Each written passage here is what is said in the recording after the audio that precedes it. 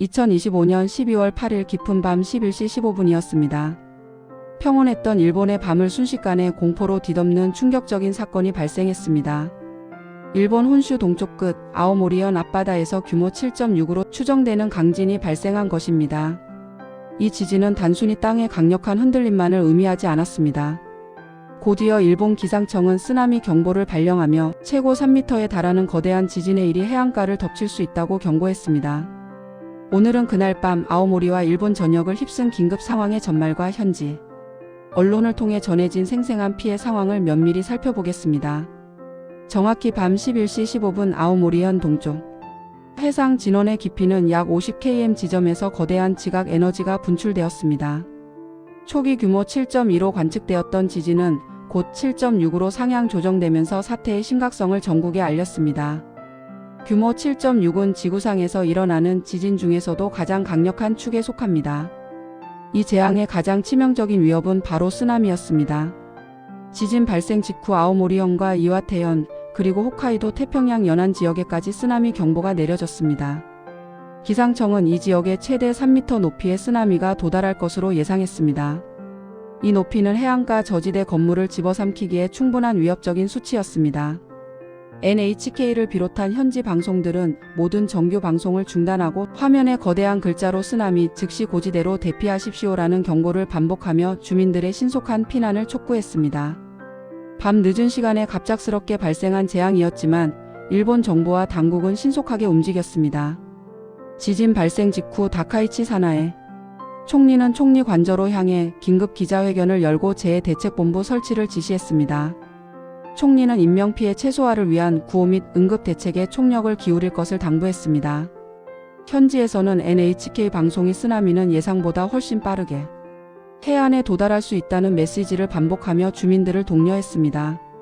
쓰나미가 밤 11시 30분 안팎으로 일부 지역에 도달할 것으로 추정되면서 시간이 곧 생명인 긴박한 대피 작전이 펼쳐졌습니다.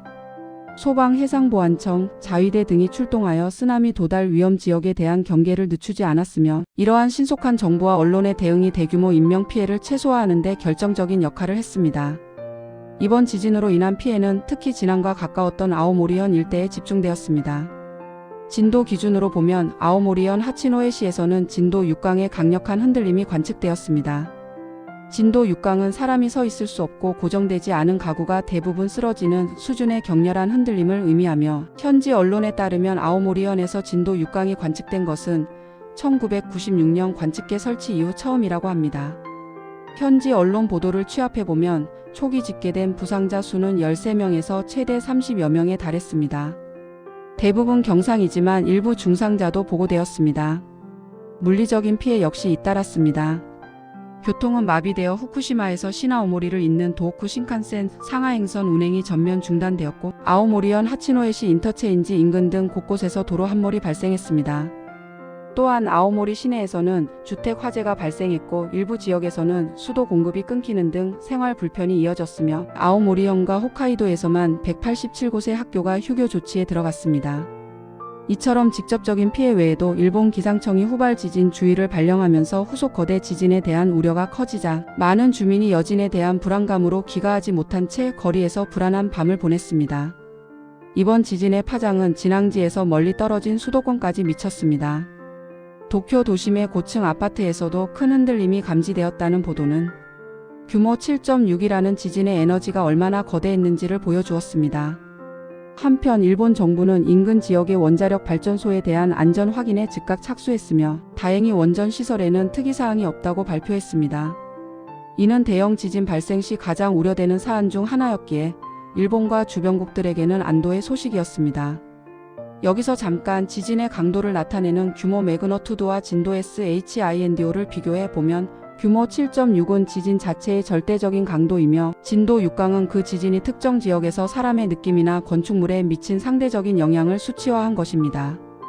밤새 이어진 긴장감은 다음날 새벽 쓰나미 경보가 해제되면서 조금씩 누그러지기 시작했습니다. 다행히 예상했던 최대 3m의 쓰나미는 발생하지 않았고 경보 지역 주민들은 긴급 대피했던 고지대나 피난소에서 안정을 되찾기 시작했습니다. 이번 지진은 규모 7.6으로 지난해 이시카와현 노토반도 강진과 규모는 비슷했지만 진앙이 육지가 아닌 바다 깊숙한 곳에 위치했고 쓰나미 위협이 예상보다 크지 않았기 때문에 피해 규모가 비교적 작았던 것으로 분석됩니다. 이는 일본의 지진 대비 시스템이 인명피해를 최소화하는 데 기여했음을 보여줍니다. 현재 일본 정부와 지자체는 재해대책본부를 통해 자위대 등을 동원한 폭우와 피해 조사를 진행하고 있습니다. 도로 함몰 등 주요 인프라 복구에 총력을 기울이고 있으며 내각부 조사팀을 현지에 파견하여 정확한 피해 상황을 파악하고 있습니다. 2025년 12월 8일 밤 아오모리에서 발생한 규모 7.6의 강진은 다시 한번 일본이 불의 고리 위에 놓여있는 지진 위험 국가라는 사실을 상기시켜 주었습니다. 갑작스러운 자연재해 앞에서도 당황하지 않고 신속하게 대피한 주민들의 노력과 체계적인 정부의 긴급 대응 시스템 덕분에 대규모 참사를 피할 수 있었습니다. 우리는 이 사건을 통해 자연재해는 예고 없이 찾아오며 신속하고 정확한 정보 전달 체계와 시민들의 높은 안전의식이 재난 피해를 최소화하는 핵심이라는 두 가지 교훈을 얻어야 합니다.